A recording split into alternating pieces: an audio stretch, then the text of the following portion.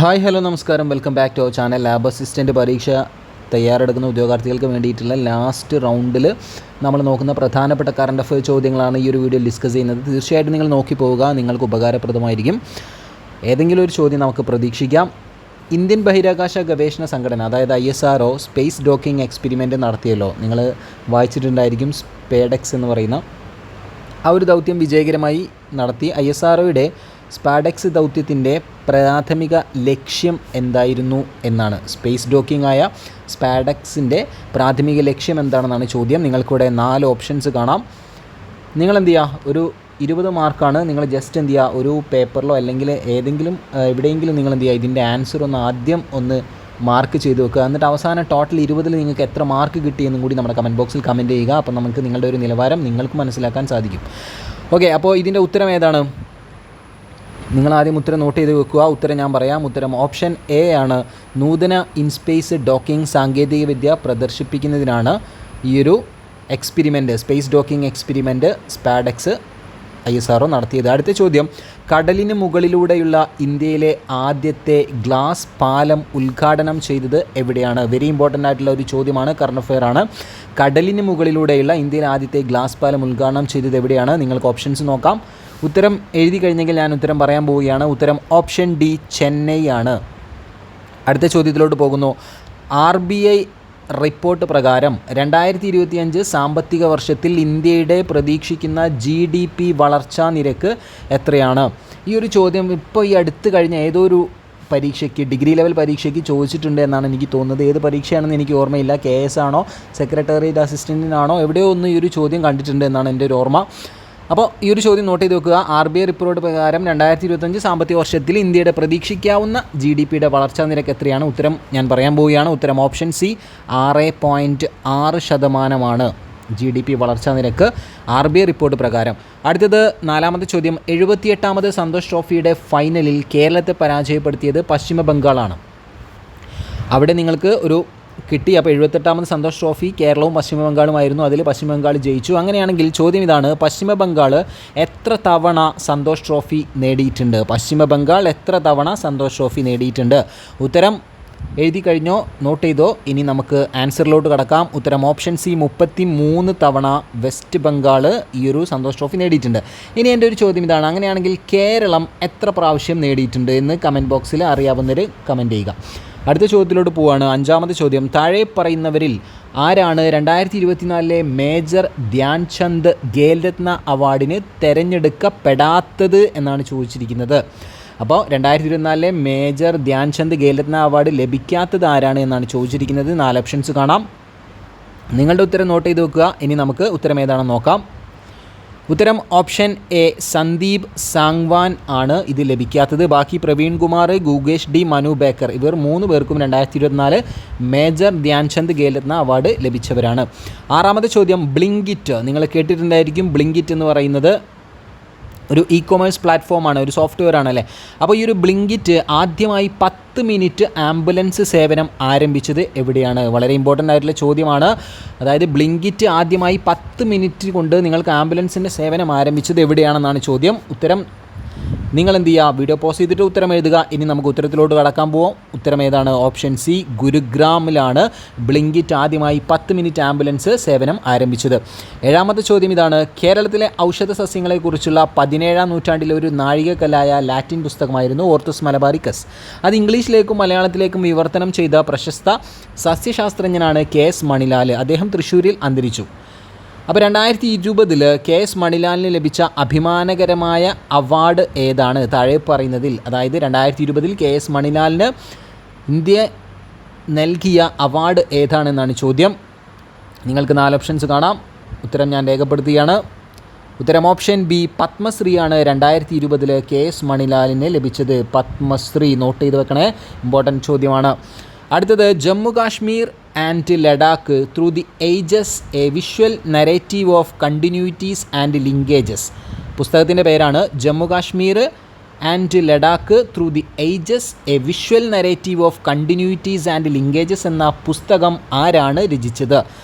Options നിങ്ങൾ കാണാം. നിങ്ങൾ ഉത്തരം നോട്ട് ചെയ്ത് വെക്കുക. ഇനി നമുക്ക് എന്ത് ചെയ്യാം, ഉത്തരം ഏതാണെന്ന് നോക്കാം. ഉത്തരം ഓപ്ഷൻ ബി, അമിത് ഷാ. അമിത്ഷായാണ് ഈ ഒരു പുസ്തകം എഴുതിയത്. നോട്ട് ചെയ്ത് വെക്കുക, അമിത്ഷായുടെ പുസ്തകമാണിത്. ഇനി അടുത്ത ചോദ്യമാണ്, 9ാമത്തെ ചോദ്യമാണ്. 2024 ICC പുരുഷ test cricket of the year award ആർക്കാണ് ലഭിച്ചത്? 2024 ICC പുരുഷ test cricket of the year award ലഭിച്ചത് ആർക്കാണ്? ഉത്തരം നമുക്കെല്ലാവർക്കും അറിയുന്ന ജസ്പ്രീത് ബുംറ. ഓപ്ഷൻ സി ആണ് ഉത്തരം. 10ാമത്തെ ചോദ്യത്തിലോട്ട് കടക്കുന്നു. നീതി ആയോഗ് അടുത്തിടെ പുറത്തിറക്കിയ 2025 ഫിസ്ക്കൽ ഹെൽത്ത് ഇൻഡെക്സ് റിപ്പോർട്ടിൽ ഏത് സംസ്ഥാനമാണ് 1ാം സ്ഥാനത്തുള്ളത്? 10ാമത്തെ ചോദ്യം നിങ്ങൾക്ക് ഇവിടെ വ്യക്തമായിട്ട് കാണാം. നീതി ആയോഗ് അടുത്തിടെ പുറത്തിറക്കിയ 2025 ധനകാര്യ ആരോഗ്യ സൂചിക എന്നാണ് അതിൻ്റെ മലയാളം ട്രാൻസ്ലേഷൻ വന്നത്. ഫിസ്ക്കൽ ഹെൽത്ത് ഇൻഡെക്സ് റിപ്പോർട്ടിൽ ഏത് സംസ്ഥാനമാണ് 1ാമതെത്തിയത്? ഉത്തരം ഓപ്ഷൻ ഡി, ഒഡീഷയാണ് അല്ലേ. നന്നായിട്ട് ഹെൽത്ത് ഇല്ലെങ്കിൽ നമ്മൾ ഒടിഞ്ഞു പോകും എന്ന് ജസ്റ്റ് ഒന്ന് കണക്ട് ചെയ്ത് വെച്ചാൽ മതി. അടുത്തത് 11ാമത്തേത്, നമ്മുടെ ഭരണഘടന നമ്മുടെ ബഹുമാനം എന്ന അഖിലേന്ത്യാ പ്രചാരണം ഉദ്ഘാടനം ചെയ്തത് ആരാണ്? അവർ കോൺസ്റ്റിറ്റ്യൂഷൻ അവർ പ്രൈഡ് എന്ന് പറയുന്ന ഒരു പ്രചാരണ പരിപാടി, അഖിലേന്ത്യാ തലത്തിലുള്ള പ്രചാരണ പരിപാടിയാണ്. അത് ഉദ്ഘാടനം ചെയ്തത് ആരാണ്? ഉത്തരം ഞാൻ പറയാൻ പോവുകയാണ്. ഉത്തരം ഓപ്ഷൻ എ, നമ്മുടെ ഉപരാഷ്ട്രപതിയായ ജഗദീപ് ധൻഖർ ആണ്. അടുത്തത് 12ാമത്തെ ചോദ്യം, കൂട്ടമായിട്ട് വരുന്ന ഡ്രോണുകളെ പ്രതിരോധിക്കാൻ രൂപകൽപ്പന ചെയ്ത ഇന്ത്യയിലെ ആദ്യത്തെ തദ്ദേശീയ മൈക്രോ മിസൈൽ സംവിധാനത്തിൻ്റെ പേരെന്താണ്? ഈ ഒരു യുദ്ധം നടന്ന ഈ ഒരു സാഹചര്യത്തിൽ ഈ ഒരു ഇത്തരത്തിലുള്ള ചോദ്യത്തിന് വളരെ ഇമ്പോർട്ടൻസ് ഉണ്ട് എന്ന് വിചാരിക്കുന്നു. അപ്പോൾ ചോദ്യം ഇതാണ്, കൂട്ട ഡ്രോണുകളെ പ്രതിരോധിക്കാൻ രൂപകൽപ്പന ചെയ്ത ഇന്ത്യയിലെ ആദ്യത്തെ തദ്ദേശീയ മൈക്രോ മിസൈൽ സംവിധാനത്തിൻ്റെ പേരെന്താണ്? ഉത്തരം നമുക്ക് നോക്കാം. ഓപ്ഷൻ ബി, അഗ്നി. ഏതാണ്? അഗ്നി. നോട്ട് ചെയ്ത് വെച്ചേക്കൂ, ചോദ്യം വരാം. അടുത്തത് 13ാമത്തേത്, അടുത്തിടെ പുറത്തിറങ്ങിയ ദ വേൾഡ് ആഫ്റ്റർ ഗാസ എന്ന പുസ്തകത്തിൻ്റെ രചയിതാവ് ആരാണ്? നമുക്കറിയാം, പലസ്തീൻ ഇസ്രായേൽ പ്രശ്നം, ഗാസയിലുള്ള പ്രശ്നങ്ങളൊക്കെ നമുക്കറിയാം. അപ്പോൾ ഈ ഒരു പുസ്തകം നോട്ട് ചെയ്ത് വെക്കുക. ദ വേൾഡ് ആഫ്റ്റർ ഗാസ എന്ന പുസ്തകത്തിൻ്റെ രചയിതാവ് ആരാണ്? ഉത്തരം ഓപ്ഷൻ ബി, പങ്കജ് മിശ്ര. അദ്ദേഹത്തിൻ്റെ ബുക്കാണ് ദ വേൾഡ് ആഫ്റ്റർ ഗാസ എന്ന് പറയുന്നത്. അടുത്ത ചോദ്യം, 2025 വേൾഡ് മോണുമെൻറ്റ്സ് വാച്ച് ലിസ്റ്റിൽ ഇന്ത്യയിൽ നിന്നുള്ള ഏത് പൈതൃക സ്ഥലമാണ് അടുത്തിടെ ഉൾപ്പെടുത്തിയത് എന്നാണ് ചോദിച്ചിരിക്കുന്നത്. 4 ഓപ്ഷൻസ് നിങ്ങൾക്ക് ഇവിടെ കാണാം. അപ്പോൾ ചോദ്യം നോക്കുക, ഉത്തരം ഞാൻ പറയാൻ പോവുകയാണ്. ഉത്തരം നിങ്ങൾ ഓൾറെഡി നോട്ട് ചെയ്ത് വെച്ചിട്ടുണ്ടാവും, എങ്കിലും നമുക്ക് നോക്കാം. ഉത്തരം ഓപ്ഷൻ ബി, താജ് മഹലാണ്. അടുത്തത് 15ാമത്തെ ചോദ്യം, 2025 പുതിയ നികുതി വ്യവസ്ഥ പ്രകാരം നികുതി നൽകാത്ത വരുമാനത്തിൻ്റെ പരിധി എത്രയാണ്? അതായത് ഇത്ര വരുമാനം വരെ നമുക്ക് നികുതി നൽകേണ്ടതില്ല. അപ്പോൾ 2025 നമ്മുടെ പുതിയൊരു ടാക്സ് വ്യവസ്ഥ വന്നിട്ടുണ്ട്. അപ്പോൾ അത് പ്രകാരം എത്ര വരുമാനം വരെ നമുക്ക് നികുതി കൊടുക്കണ്ട എന്നാണ് ചോദ്യം. അപ്പം ഉത്തരം നോക്കാമല്ലേ? ഉത്തരം ഓപ്ഷൻ ബി, 12 ലക്ഷം. അപ്പോൾ 2025 പുതിയ നികുതി വ്യവസ്ഥ പ്രകാരം 12 ലക്ഷം വരുമാനമുള്ളവർക്ക് എന്ത് ചെയ്യേണ്ട? നികുതി നൽകേണ്ടതില്ല. അടുത്തത്, അന്താരാഷ്ട്ര ബഹിരാകാശ നിലയത്തിലേക്കുള്ള വരാനിരിക്കുന്ന ആക്സിയം 4 എന്ന് പറയുന്ന ദൗത്യം നിങ്ങൾ കേട്ടിട്ടുണ്ടായിരിക്കും. അതിൻ്റെ പൈലറ്റ് ആരാണ് എന്നാണ് ചോദ്യം. പൈലറ്റ് ആരാണ് എന്നാണ് ചോദിച്ചിരിക്കുന്നത്. ഓപ്ഷൻസ് 4 നിങ്ങൾക്കിവിടെ കാണാം. ഉത്തരം ഞാൻ പറയുകയാണ്. ഉത്തരം ഗ്രൂപ്പ് ക്യാപ്റ്റൻ ശുഭാൻഷു ശുക്ല, ഇന്ത്യക്കാരനായ ക്യാപ്റ്റൻ ശുഭാൻഷു ശുക്ലയാണ് ഇതിൻ്റെ പൈലറ്റായിട്ട് വരുന്നത്, ആക്സിയം 4 ദൗത്യത്തിൻ്റെ. അടുത്തത്, ബീഹാറിലെ പുതിയ ഗവർണറുടെ പേരെന്താണെന്നാണ് ചോദ്യം. ബീഹാറിൻ്റെ പുതിയ ഗവർണറായി ആരാണ് സത്യപ്രതിജ്ഞ ചെയ്തത്? ഈ ഒരു ചോദ്യം നിങ്ങൾക്ക് ഓപ്ഷൻസ് നോക്കിയാൽ തന്നെ ചുമ്മാ എങ്കിലും ഗസ് ചെയ്താൽ ഉത്തരം പറയാൻ പറ്റും. നമുക്കറിയാം ബീഹാറിൻ്റെ പുതിയ ഗവർണർ ആരാണ്? അത് നമ്മുടെ കേരളത്തിൻ്റെ മുൻ ഗവർണറായിരുന്ന ആരിഫ് മുഹമ്മദ് ഖാൻ. അടുത്തത്, റിപ്പോ നിരക്ക് എത്ര ബേസിസ് പോയിൻറ്റുകളാണ് ഈയിടെ കുറച്ചത്? അതായത് നമ്മുടെ റിപ്പോ നിരക്ക് നമ്മുടെ RBI കുറച്ചിട്ടുണ്ടായിരുന്നു. അപ്പോൾ അത് എത്ര ബേസിസ് പോയിൻറ്റുകൾ കുറച്ചിട്ടുണ്ട് എന്നാണ് ചോദിച്ചിരിക്കുന്നത്.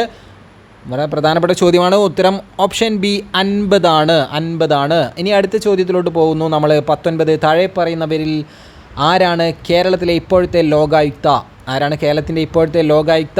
ഉത്തരം ഓപ്ഷൻ സി, ജസ്റ്റിസ് N അനിൽകുമാറാണ്. 20ാമത്തെ ചോദ്യം, കേരള സംസ്ഥാന മനുഷ്യാവകാശ കമ്മീഷൻ്റെ ഇപ്പോഴത്തെ അധ്യക്ഷൻ ആരാണ്? കേരള സംസ്ഥാന മനുഷ്യാവകാശ കമ്മീഷൻ്റെ ഇപ്പോഴത്തെ അധ്യക്ഷൻ ആരാണ്?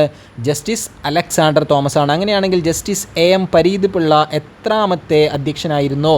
അറിയാവുന്നവരും കമൻറ്റ് ബോക്സിൽ കമൻറ്റ് തൂക്കിക്കോളൂ. സോ ഇത്രയും കാര്യങ്ങളാണ് ഈ വീഡിയോയിൽ ഡിസ്കസ് ചെയ്യുന്നത്. ഉപകാരപ്രദമായി തീർച്ചയായിട്ടും ഒന്ന് കമൻറ്റായിട്ട് അറിയിക്കുക, ലൈക്ക് ചെയ്യുക, കൂട്ടുകാരിലേക്കൊക്കെ ഷെയർ ചെയ്യുക. ഇതേപോലുള്ള ചെറിയ ടോപ്പിക്സുമായി നിങ്ങൾക്ക് വേണമെന്നുണ്ടെങ്കിൽ തീർച്ചയായിട്ടും അതും കമൻറ്റ് ചെയ്യുക. ഇമ്പോർട്ടൻ്റ് ആയിട്ടുള്ള കുറച്ച് കാര്യങ്ങൾ നമുക്ക് ചെയ്യാം. മറ്റു അപ്ഡേറ്റ്സിൽ കാണാം. So thank you for watching.